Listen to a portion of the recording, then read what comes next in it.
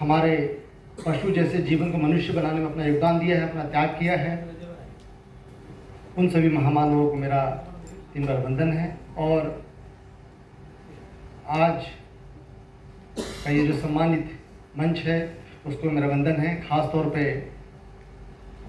संजय आवटे जी को, जिन्होंने अपना बहुमूल्य समय निकाल के हम लोगों को मार्गदर्शन करने के लिए इतनी दूर से आए हैं। और मेरे साथियों, राष्ट्रपिता जी, मैंने एक शब्द यूज़ किया है इसमें, ज्योति बा नहीं बोला, मैंने राव बोला। सर, आवटे जी से मेरा निवेदन है कि आवटे जी तो चूँकि इस विषय के विद्वान हैं, उनके सामने बोलना मुझे बहुत ऑकवर्ड लग रहा, बहुत मज़ा नहीं आ रहा, लेकिन फिर भी छोटी सी बात कहूँगा। ज्योति बा जो शब्द है, यह जब हम किसी का अपमानित तरीके से बात करते हैं, राव गोबा वाह वाह वाह गोबा, राव जो शब्द है यह सम्मानजनक शब्द माना जाता है महाराष्ट्र में। और बा जब किसी का अपमान करना है तो मुझे ऐसा लगता है कि क्यों नहीं सबसे पहले हम कोशिश करें कि ज्योति बा न लिखकर हम ज्योति राव लिखना शुरू करें। बा में अपमान की गंध है, राव में सम्मान। ज्योतिराव जी के बारे में एक छोटी सी घटना मैं सुनाता हूं। ज्योतिराव जी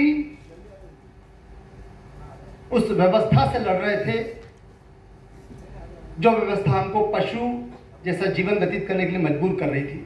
और इसी दौरान जब वो चरम पे थे, जब वो हर एक चीज में जितनी भी व्यवस्थाएं जो थी, जो हमको पशु जैसे बनाने का प्रयास कर रही थी, उस व्यवस्था को जो वो ध्वस्त कर रहे थे, उसका विरोध कर रहे थे, तो एक बार कुछ लोगों ने उनको 2 लोगों को भेजा उनको मारने के लिए, उनकी हत्या करने के लिए।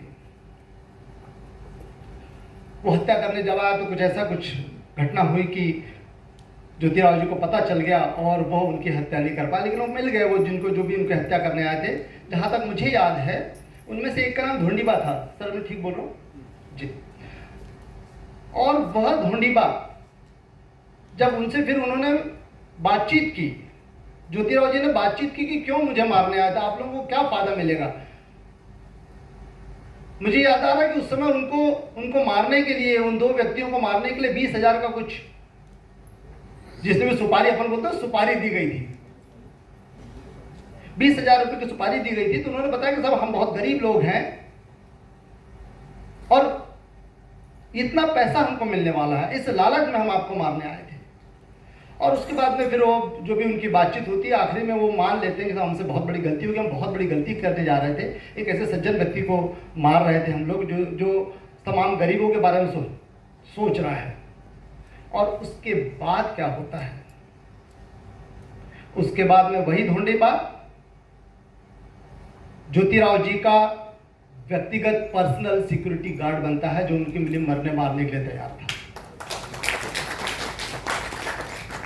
एक ज्योतिराव जी है जो अपनी बातों से, अपने कर्तव्य से, अपने कार्य से धोंडीबा जैसे जो उनकी हत्या करने आया था, हत्यारा ही कहेंगे उसको, वो हत्या यदि कर देता हत्यारा कहलाता, जो उनकी हत्या करने आया था, हम उनको एक हत्यारा कह ले। और ज्योतिराव से मिलकर वो अपना जीवन उसका परिवर्तित हो जाता है।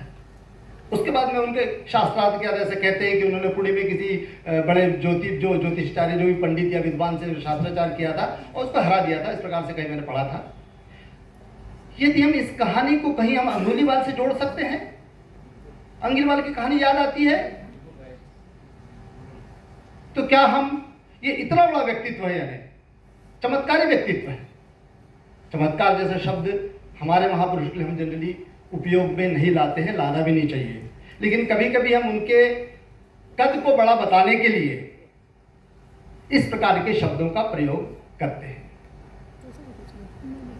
एक और चीज मुझे उनकी जीवटता पसंद आती है। जब उनको पढ़ता हूं मैं, कितने जीवट आदमी थे वो, उनकी जीवटता देखिए। उनको लकवा हो गया था, लकवा दाहिने हाथ को था, दाहिने शरीर में हुआ था, दाहिना हाथ उनका काम करना बंद कर दिया था और वो दाहिने हाथ से लिखते थे।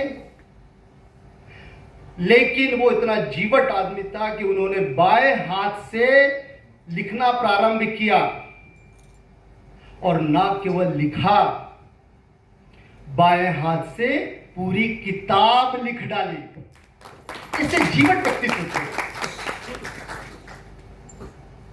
मुझे उनकी वो जीवटता हमेशा मुझे प्राण डालती है कि यदि मेरे ऊपर कितनी भी परेशानी आ जाए, मैं उन परेशानियों को पार करके मेरा एक अंग काम नहीं करेगा, दूसरे अंग से काम करूंगा, लेकिन मुझसे जो भी बन पड़ेगा फुले शाह अम्बेडकर के विचारधारा को आगे बढ़ाने के लिए वह मैं करूंगा। बस इतना ही कह के थोड़ा ज़्यादा बोल दिया मैंने, मैं नहीं चाहता जितना बोलूँ, सर का समय ले लिया। आप सब लोगों को धन्यवाद। जय भीम, जय भारत।